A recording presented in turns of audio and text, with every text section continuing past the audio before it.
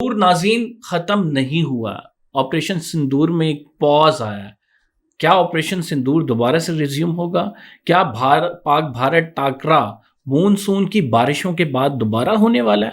یہ انفارمیشن جو میں آپ کے ساتھ شیئر کر رہا ہوں، یہ انفارمیشن کہاں سے آئی، کیا سورس ہے اس کا، اس سے جڑے سوالات ہم زید حامد صاحب سے کریں گے.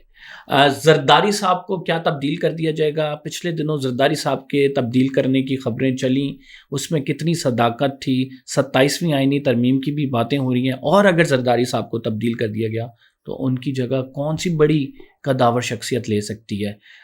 ایک اور سوال جو زید حامد صاحب سے کریں گے، اسٹیبلشمنٹ اور عمران خان صاحب کی جنگ میں کون جیتے گا؟ کیا اسٹیبلشمنٹ کی جیت ہوگی؟ عمران خان صاحب جو ابھی تک ڈٹے ہوئے ہیں وہ جیتیں گے؟ یہ تمام چیزیں بھی ان سے جانیں گے. پھر ساتھ شام کا ذکر بھی کریں گے. جولانی کی حکومت اور جولانی کا دمشق سے بھاگ جانا یہ کس طرف اشارہ کرتا ہے؟ اینڈ آف ٹائم پہ بھی تھوڑی بات ہوگی.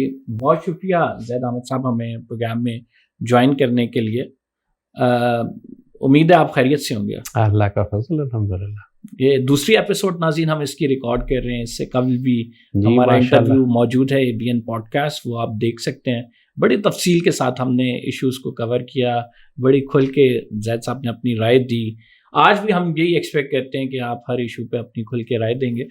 سٹارٹ کرتے ہیں، پہلے انڈیا سے سٹارٹ کرتے ہیں، پھر گریجولی ہم ورلڈ ایشوز کی طرف، پھر ڈومیسٹک پالیٹکس کی طرف بڑھیں گے. آپریشن سندور پاز ہوا ہے، یہ دوبارہ سے ریزیوم ہونا.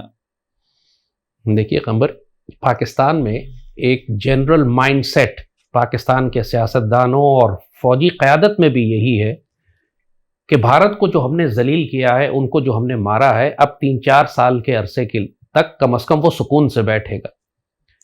یہ بہت ایک فیٹل مائنڈ سیٹ ہے. آپریشن سندور کا جو پہلا حصہ تھا، جو پہلا پارٹ تھا جس کو ہم راؤنڈ 1 کہتے ہیں، اس سے پہلے بھی پاکستان میں ایک مائنڈ سیٹ تھا کہ دونوں ایٹمی طاقتیں ہیں اور کبھی بھی کنونشنل جنگ نہیں ہو سکتی. ظاہر ہے کہ ایک روایتی جنگ ہوئی، ایک چھوٹے سے معاملے کو بنیاد بنا کر 2 ایٹمی طاقتیں آمنے سامنے آ گئی، ایک خوفناک روایتی جنگ ہوئی. گو کہ جلدی ختم اس لیے ہو گئی کہ دشمن کو مار زیادہ پڑ رہی تھی. اگر ہم مار کھا رہے ہوتے تو کبھی بھی ایک دن میں سیز فائر نہ ہوتا. سیز فائر اس لیے ہوا کہ دشمن کو اللہ نے ذلیل کیا. مگر وہ زخمی سانپ جو ہے وہ اب بپھرا ہوا ہے. اس نے اپنے مودی نے اپنی ذلت کا انتقام لینا ہے. جو ان کی باڈی لینگویج ہے، جو ان کی ڈپلائمنٹس ہیں، جو بیانات وہ دے رہے ہیں اپنی پارلیمان سے لے کر ہر پلیٹ فارم تک، اس سے بالکل واضح بات ہے کہ وہ اس مانسون کی بارشوں کے ختم ہونے کے بعد ایک مرتبہ پھر پاکستان کے خلاف اسی طرح ایک بہت بڑے پیمانے پر روایتی جنگ کریں گے. یہ اسیسمنٹ اس بات پر بیس کر رہی ہے کہ یہ مونسون کی بارشوں کا تعلق کیا ہے؟ دیکھیے، پچھلی دفعہ انہوں نے صرف اپنی ایئر پاور یوز کی تھی جس میں ان کو مار پڑی. انہوں نے ڈرونز بھیجے تھے، انہوں نے کروز میزائل بھیجے تھے. اب کی دفعہ وہ ایئر فورس کو پیچھے رکھیں گے.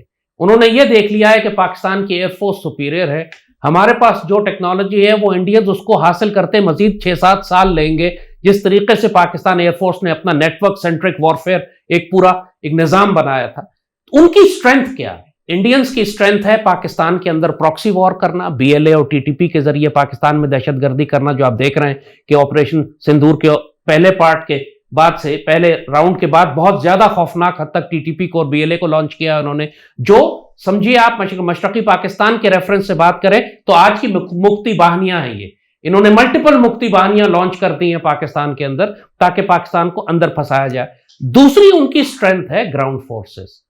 ان کی جو زمینی فوج ہے اس کا میس اتنا زیادہ ہے، وہ نمبرز اتنے زیادہ ہیں کہ وہ سمجھتے ہیں کہ جب وہ اپنی جو انہوں نے تھیٹر کمانڈز بنائی ہوئی ہیں، انٹیگریٹڈ بیٹل گروپس بنائے ہوئے ہیں اور نئی وار ڈاکٹرنز کے تحت اب وہ جو نئے ویپن سسٹمز کے ساتھ، وہ یہ سمجھتے ہیں کہ پاکستان میں اگر وہ گراؤنڈ فورسز کے ذریعے داخل ہوں تو ہمارے بارڈرز بریچ کر کے وہ ہمارے بارڈر ایریاز کو کیپچر کر سکتے ہیں، جیسے رشینز نے یوکرین کے ساتھ کیا تھا. اس لیے مانسون ضروری ہے کیونکہ اس وقت سارا پنجاب جو ہے پانی میں ڈوبا ہوا ہے. گراؤنڈ جو ہے وہ گیلا ہے، سوگی ہے، اس پر ٹینکس نہیں چل سکتے. تو پنجاب میں جو جنگیں ہوتی ہیں وہ ٹینک وارفیئر ہے. اس میں باقاعدہ فزیکل آپ کو اندر داخل ہونا پڑتا ہے دشمن میں. سیالکوٹ میں بھی آپ نے دیکھا، 65 میں بھی آپ نے دیکھا کہ ان کے جو آرمر ڈویژنز تھے وہ اٹیک کو لیڈ کر رہے تھے. اس کے لیے سخت زمین چاہیے. हिस्टोरिकली भी पाकिस्तान और इंडिया हमेशा मॉनसून के बाद जंग करते हैं।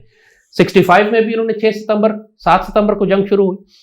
मशरकी पाकिस्तान में भी, चूंकि मशरकी पाकिस्तान में मॉनसून जरा लंबा चलता है क्योंकि वहां जंगल, सैलाब और चीजें ज्यादा होती हैं, मशरकी पाकिस्तान में भी 22 नवंबर को उन्होंने जंग शुरू की थी। ढाका 16 दिसंबर को फॉल हुआ था, लेकिन इंडियन आर्मी ने जो हमारे बॉर्डर्स ब्रीच किए थे 22 नवंबर को किए थे, मॉनसून के बाद, जब जमीन खुश्क हो गई थी। तो इसलिए एक ये जो हमारा हिस्टोरिकल कॉन्टेक्स्ट है, मुझे बहुत वाज़ेह लगता है कि इस मॉनसून बारिश के खत्म होने के बाद अगले 1-1.5 महीने में हम एक मर्तबा फिर खौफनाक तसादुम में जाएंगे भारत के साथ। अब की दफा वो ग्राउंड फोर्सेस लाएंगे, अब की दफा वो नेवल फोर्सेस लाएंगे, अब की दफा वो क्रूज मिसाइल्स और ड्रोन्स पे भरोसा करेंगे। अपनी एयरफोर्स को सिर्फ उस वक्त डिप्लॉय करेंगे कि जब उनके क्रूज मिसाइल्स और ड्रोन्स हमारे एयर डिफेंस सिस्टम्स को या हमारी एयरफोर्स को नुकसान पहुंचा सके। अगर नहीं नुकसान पहुंचा सके फिर वो अपनी एयरफोर्स को डिप्लॉय नहीं करेंगे। You are again giving me the timeline. Recently हमारा जो पॉडकास्ट था, आपने कहा 15 दिन बाद जो है ये एक जंग होने जा रही है, नहीं हुई। अब आप एक नई टाइमलाइन दे रहे हैं। सोर्स ऑफ इंफॉर्मेशन क्या आपका? देखिए, ये एनालिसिस होता है दुश्मन की बॉडी लैंग्वेज, दुश्मन जो सिग्नेचर्स दे रहा होता है, आपको जो साइन दे रहा होता है। जिस तरह आप आसमान को, जब आपका एक वेदर रेडार है आसमान को देखता है, तो उसकी सोर्स ऑफ इंफॉर्मेशन क्या होती है? वो देखता है कि वेदर पैटर्न क्या बिल्ड हो रहे हैं, वो आपको इसीलिए बताते हैं 2 दिन बाद बारिशों का एक सिलसिला पाकिस्तान में दाखिल होगा। But I will give you the credit कि आपने ये जो पाक इंडिया वॉर है इसका बहुत पहले जो है इसकी पेशन गोई की थी और मुसलसल फिर अपने मौके पे कायम रहे कि ये होगी।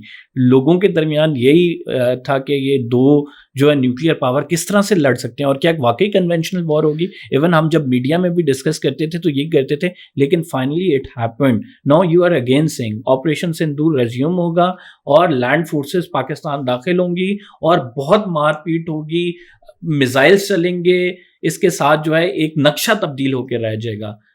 जी एग्जैक्टली कंबर, यही होने जा रहा है। अब की दफा वाइड स्केल जंग होगी। पहले तो उन्होंने सिर्फ हमारे मिलिट्री टारगेट्स को हिट किया था, अब हमारे शहरों को हिट करेंगे।